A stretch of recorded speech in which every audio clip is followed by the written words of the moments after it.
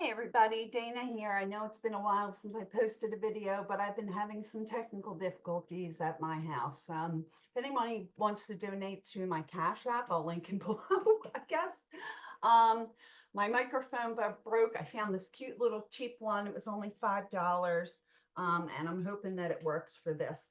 We are going to be talking about vaccines. So, at the very beginning, let me just say I am not a medical doctor or a medical professional in any capacity. I have had a little bit of experience working as a paraprofessional alongside medical people involved in childbirth. I worked as a doula for 7 years. I did both birth and postpartum work. And I titled this channel Flat Earth Doula because much like a doula comes alongside a pregnant woman and her family to express and let them know what their options are and help walk them through the process of childbirth. My goal here is to walk you through the process of every PSYOP that they throw at us. Now, look, there's not enough time in the day.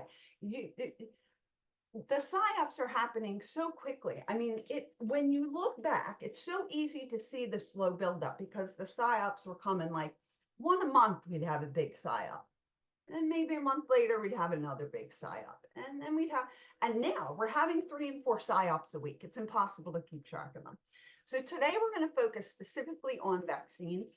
I want to take a look at a website, which I will link in the description, called Open VAERS.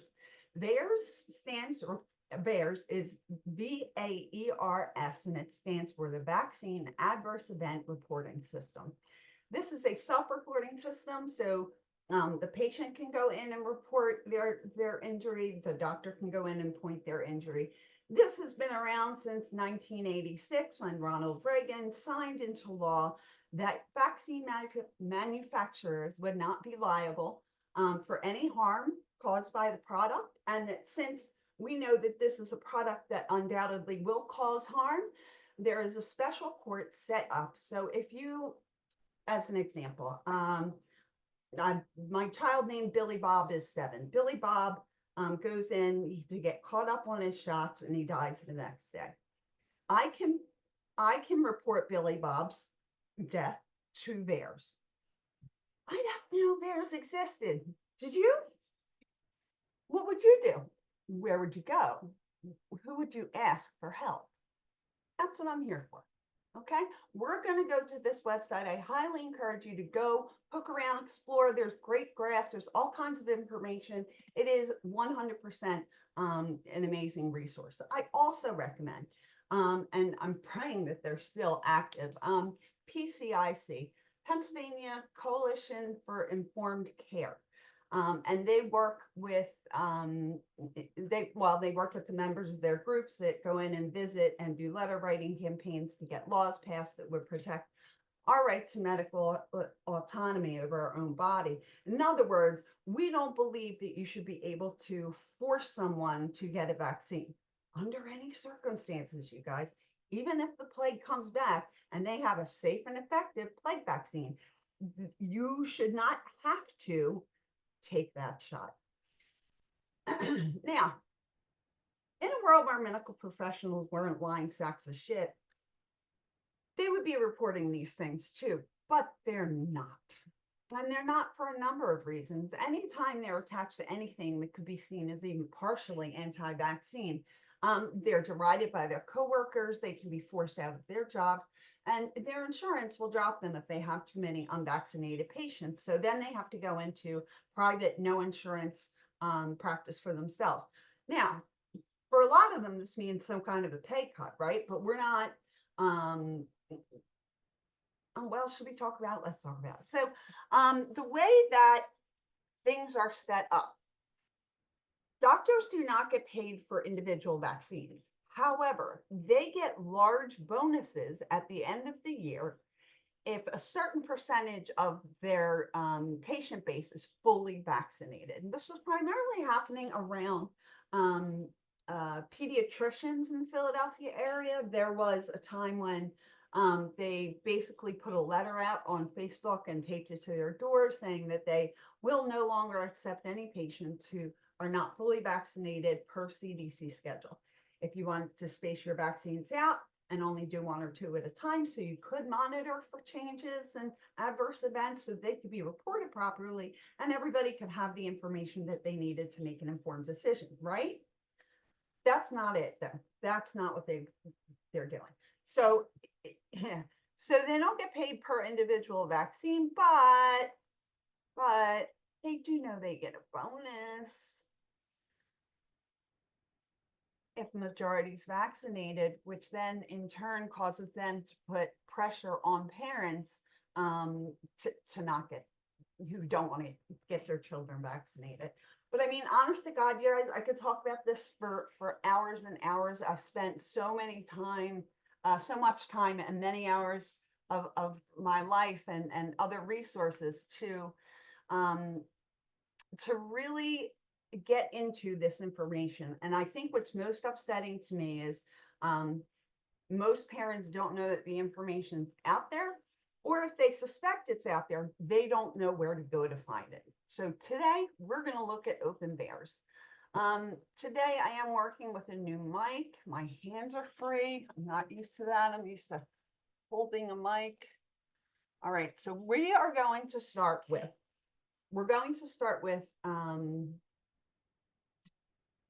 yeah, let's just go there. Let's just do it, you guys. We are going to start with, now look at this chart, okay? Let's look at reports of miscarriage or stillbirth by year. We're looking from 1990 to 2024. So we're talking a 30-year span of time in which the VAERS system has been active and patients and doctors could report it. Now we know the treasonous white coats won't be reporting it because it would threaten their bonus and such, you know. So we're seeing that the rates of miscarriage and stillbirth spiked dramatically from 2021 to 2022, receiving almost 3,500 reports. That is 3,500 babies that were not born. Wonder why it would spike so much right here. It's probably an anomaly though, right? We should keep going. 1,500 the next year, reports of menstrual and oh, these are women who noticed that their menstruation has changed. Nothing. And then, whoa, you guys, look, we get all the way to 2020 and 27,000 reports of menstrual disorders. That is 27,000 women who have had their life interrupted by heavy, painful periods. It's weird because it spikes kind of like exactly the same time that the miscarriage and stillbirth rates. Weird. So weird. Let's see if there are any other. I mean, let's see how many people just died total. Now, this is attributed to vaccines overall, not specifically to the COVID vaccine. But people need to understand that the COVID vaccine was not even close to being the first corrupt vaccine that was pushed through the system. For profit, not for health, for profit. So here we're looking at the top of the screen. Again, open bears. I'm going to link that for you guys because I want you to have it. Here we have all deaths reported to bears by year. In 2021, we had 22,263 people die. I want to really take a moment and dissect that number. We're talking in 2021, okay? In 2021, we're talking about 27,000 families that have had to grieve the loss of a loved one. These are not people who are reporting that they drank bleach and died. They're reporting that they got a vaccine and died. We don't know that, Christ, I totally lost my point there. I did have the valid point. I just don't remember it because I'm so fucking worked up and thinking about the next thing I'm going to say. Doing this shit is really hard on your own, you guys, because it's super awkward. I'm like sitting in a laundry room by myself trying to talk to you. I know there are people on the other end of the you But if you could drop a like, it would really encourage me to keep going. So when we look at deaths, we're talking 27,000 reports of death. Now, if you remember in 2021, what kept happening is that they were reporting COVID deaths, right? And then once the COVID deaths slowed down, they were reporting vaccinated versus unvaccinated. The number of unvaccinated people spiked super high during that time, and nobody could really figure out why. It came out later that if you had been vaccinated within 2 weeks of your death, that was counted as unvaccinated. And the reasoning was that it takes about 2 weeks to grant full immunity. So until that 2-week period, not fully, they were definitely unvaxxed. Unvaxxed. That's different than had it 2 weeks ago.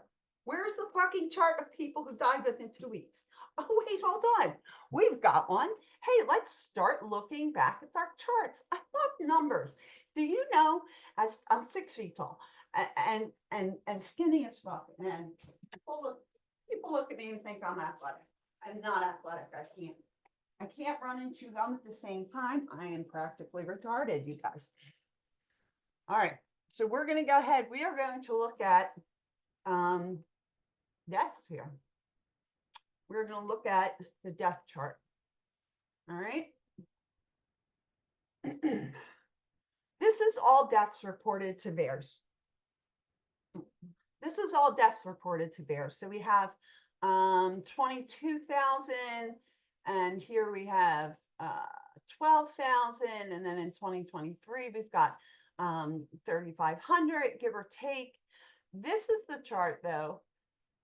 COVID vaccine reports of death.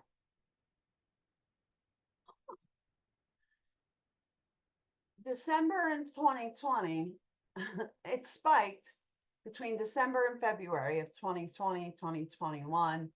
It spiked again. I'm curious what campaign rolled out here. I didn't think to look that up before I jumped online with you guys, but I do want to show you this chart spiked twice. So this was again in, where are we at here? Okay. So like December 2021 and April 2022, there was a rather large spike. I wonder if a new lot number of medications came out, or I'm sorry, lot number of vaccines, a new formulation. Perhaps some of these formulations are the one that contain things like graphene oxide, which we know are present in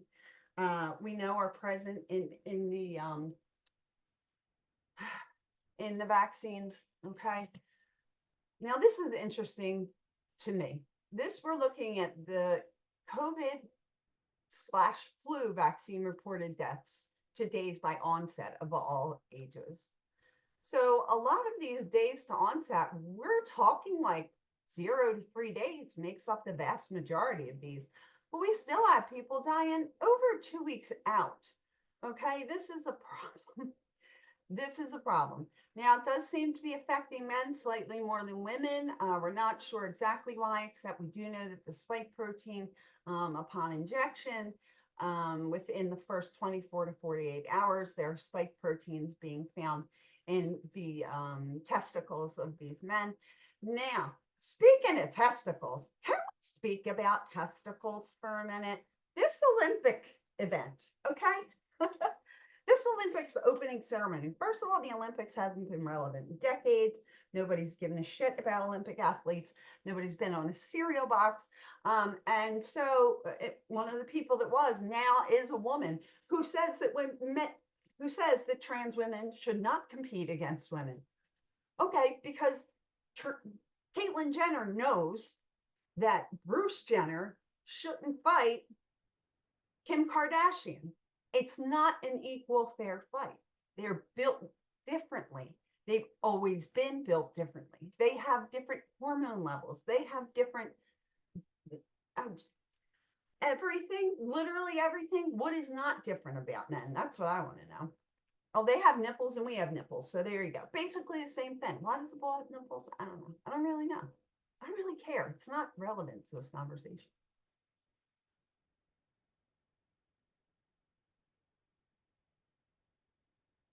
So we looked at that. We looked at that. I just want to poke around this website with you guys, for you guys, for a few minutes. I haven't taken a whole ton of time to go over this particular website. Let's see. Actually, we're going to. Okay, before now, we have not waded into the issue of bad batches of COVID vaccines for a few reasons. Let's see what they have to say. Generally curious. The main issue is that there is no denominator. We had no complete data on lot sizes or distribution. In order to determine the rate of injury, one needs to know both the number of injuries, your numerator, and the lot size of denominator. Thanks to ICANN and its attorneys, we now have the data we need to determine the injury rate by lot number. Okay, we are cleaning up the VAERS data. If you know your lot number, if you got vaccinated and you know your lot number and you're prepared to face the truth about what you did to yourself because of peer pressure from the government. All right, I really think you need to go and look at your lot numbers if you're vaccinated. Okay, so there's charts, vaccine lot search pages. I want to connect you all to this Open VAERS site. So the VAERS data are very messy, and in the sea of messy data, the lots are missing. So they essentially have to go back in and find the issues with specific lot numbers and tie them to the VAERS data, because we don't know if it's been reported, so we don't want to report it as an additional death. Does that make sense? So again, they hadn't gotten into it until now, but I'll tell you what, I'm sure glad they did. Let's see if there are any other interesting questions. Now, my goal here is not to tell you everything you need to know. It's simply to open some doors for you so you can begin to search for this data on your own. It is easy to find. This is openvaers.com. How we count it. There's been a drop in some Open VAERS numbers. They stopped reporting it. That's how. What is underreporting and why does it matter? Can I really ask? Can I download it? Yes, you surely can. This is wonderful. Now I'm going to go up here and I'm going to search something. I'm going to search something on Google, right? I'm going to search PCIC. I'm going to search it. Now it's not going to come up. I know it is 100 different things that aren't PCIC. All right, let's search Pennsylvania Coalition. I can't spell and I can't type. Do you guys know that? I never took a typing class in high school, and I was right on that, right on that area where Pennsylvania. Did I spell it right? Oh, crap! I do capitalize. I never learned how to type because I didn't have a typing class. I was born in 81, 43 years old now, graduated high school in 99. So it wasn't common for people to have typing classes or computer classes like that. So Pennsylvania Coalition for Informed Consent, and this is 100% informed consent, pa.org is where you want to go. What in the what? Wow. All right. Did you know that vaccines are liability free thanks to the 1986 National Childhood Vaccine Injury Act? Vaccine manufacturers are now shielded from all liability for vaccines, even when safer ones could have been made. And they paid over $4.2 billion of victims of vaccine injury and their surviving families. We're also going to talk about this real quick. If you do have a vaccine injury and you report it and you want to go to this court to receive financial compensation for whatever damages or loss or pain and suffering is deemed appropriate. If you want to file this suit, you have to hire your own lawyers and hire your own medical experts. And the average length of a case is around 7 to 8 years. The maximum payout, even in the event of death or lifelong permanent debilitating injury, is $250,000. In this fucking economy, not going to go far.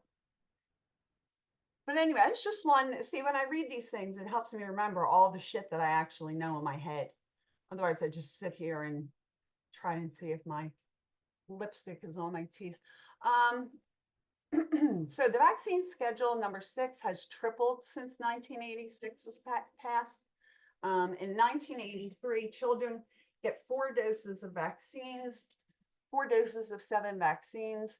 Now it is 69 doses of 16 vaccines. Vaccine package inserts include over 100 serious immune, neurological, and chronic conditions listed as adverse events. Pediatric vaccine clinical trials only lasted a few days or months. This is true. Merck's hepatitis B vaccine trials totaled only 147 children, and they were followed for only 5 days after receiving the shot.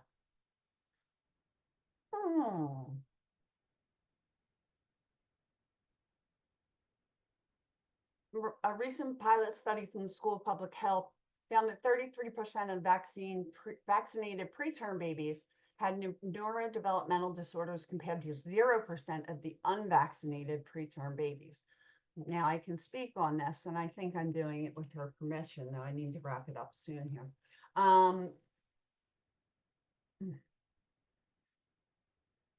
My oldest daughter was born at 34 weeks and so was, premature, late term they call it now, but still, premature. She spent some time in NICU, and at the time I was pretty hesitant about vaccines, but I didn't really know why. I wasn't super well educated. I hadn't taken the time to confront my own ego and the idea that, like, oh, of course they know. They're the doctors. I trust the expert.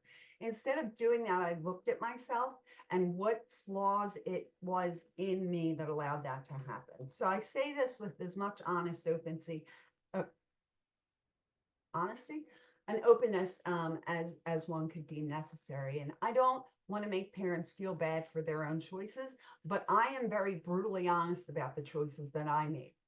So if that offends you, I think it's a really good sign you need to take a look within yourself, in your ego, and try and figure out what it is that the universe is trying to weed out of you, because something's in there underneath that. When you pull the veil back, underneath the layers of deceit, when you realize you are smart enough to find this information for your own and read it for your own, and you don't have to have a white coat and a prescription pad in order to know something about health, right?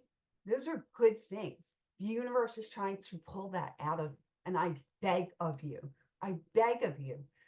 to keep going. We need you. We need more people. The collective consciousness is so fucking close to the tipping point. And if it's going to start anywhere, it's going to have to start in this country, because we are the only ones that can defend ourselves against the tyranny of an oppressive government. Although Kamala Harris said she's going to take away assault weapons by executive order. That's going to make her real fucking popular. You know how many people have guns that didn't have guns 6, 7, 8 years ago? But shit has gone so off the rails that everybody's got guns now. It's no longer a conservative hillbilly thing. This is something that everybody's doing. Okay, let's go back. We'll share a couple more things, and then we're going to wrap it up here, guys. If you could please give this video a thumbs up. Let's go. Vaccine ingredients and waning immunity. Childhood vaccine ingredients include polysorbate 80, monkey kidney cells, calf bovine serum, and aluminum hydroxide, and known carcinogens such as glyphosate, formaldehyde, sulfuric acid, and thimerosal, a mercury derivative. Cell lines from aborted babies are used in the production of vaccines for MMR. It's not just that, but there is another one as well. My dog's outside whining. Sign from the universe that it's time for me to wrap it up.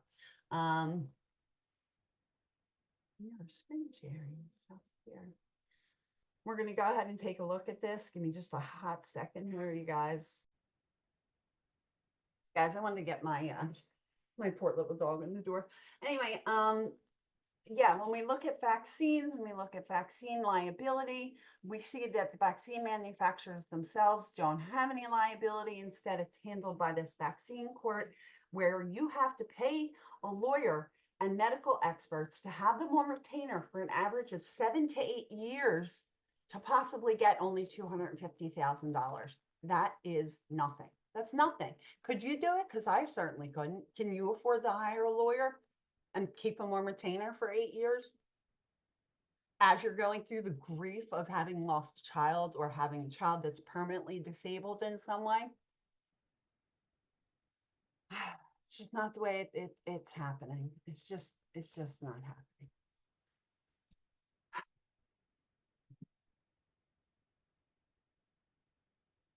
And we're going to look at a couple more of these points. Let's go back up to the top. I'm a little out of sorts here, guys. Let's go to number 15. In 2017, a seminal study found that babies receiving the DTaP vaccine died 10 times the rate of unvaccinated babies. Another study showed that children vaccinated for influenza had no significant protection over a saline placebo, but they did have a 440% increased rate of non-influenza infection. Oh, man. Number 17, a recent study by the School of Public Health at Jackson State University found that vaccinated children had an increased risk of 290% for eczema, 390% for allergies, 420% for ADHD, 420% for autism, and 520% for learning disabilities as compared to unvaccinated children. To me, this is the most damning of all. Now, I had a child who was born premature, and I was leaning towards not vaccinating, but under pressure from the hospital and all, I did consent to vaccines being given. To this day, she deals with some neurological challenges that I think are unfortunately going to make life for her pretty fucking hard. It's not easy what they're doing to children, and for the parents who are so apt to get mad and frustrated with their children because they act a certain way, you guys, we fucking did it to them. Like, I know y'all don't want to hear it. I know you don't want to hear it. I know it hurts. We did it to them. Now, the only vaccine that my daughter has had a full series of, because I quit after her 2-month shots. She did get all of the 2-month shots as the CDC lays out. She got so sick, guys. She screamed and cried for 3 entire days and nights. She did not sleep. She was on me, and I was doing the begging God for sleep. Please let her sleep. It, nonstop screaming, screeching. It was ungodly. Told it was normal. Oh, that's normal. They get a little fussy. No, not a little fussy, screaming for 3 days and nights. Oh, well, sometimes it happens. Fucking what? Are you serious? It boggles my mind how doctors can hear these reports and think like, oh, it's nothing. It's not nothing. It was something. And to this day, she has pretty severe food allergies that make her, that limit her. It limits her in a strong way. She has a limited palate, and so it's hard for me to get like the right nutrition and stuff into her. I've spent hundreds of dollars on, various supplements and vitamins to try to get these kids back up to where they need to be nutritionally. I have 2 other kids who were fully vaccinated up until the age of 5. We've not done any boosters or things like that since. It's been 10 plus years. And we've been still alive. You would think that like we would have died by now. But we're all still here. Me, probably not much longer, but that's okay. I'm going to be as loud as I can, as long as I can. And I appreciate that y'all have taken the time to watch this video.